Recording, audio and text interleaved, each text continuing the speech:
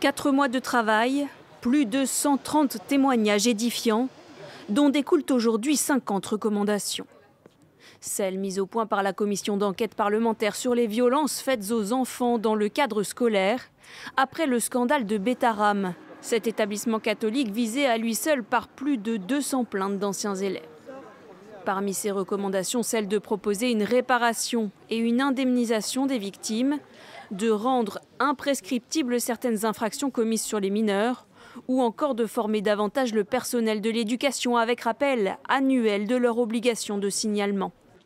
Mais parce que ces violences n'appartiennent pas qu'au passé ni à Betaram, la commission d'enquête parlementaire préconise aussi d'inscrire dans le code de l'éducation l'interdiction de tout châtiment corporel ou traitement humiliant à l'égard des enfants.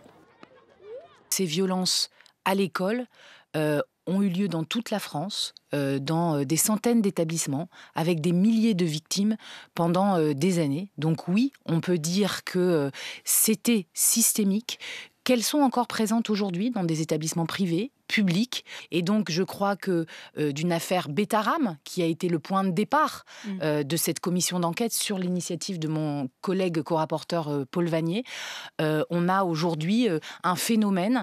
Ce rapport de 318 pages pointe aussi un défaut d'action de François Bayrou face aux violences dénoncées à Betaram, alors qu'il était ministre de l'Éducation nationale. Mais plus encore, c'est l'inaction de l'État dans son entièreté qui est dénoncée. Effectivement, François Bayrou a sa responsabilité, mais il n'est pas le seul. Réduire le dossier de Betaram à François Bayrou, c'est se tromper en fait. Parce qu'aujourd'hui, que dit le rapport? Il dit qu'il y a 80 collectifs qui se sont constitués dans notre pays. 80 collectifs de victimes qui se sont levés pour dénoncer l'omerta. Le rapport a été adopté par la commission d'enquête le 25 juin dernier. Reste à savoir si ces recommandations seront effectivement suivies d'une proposition de loi.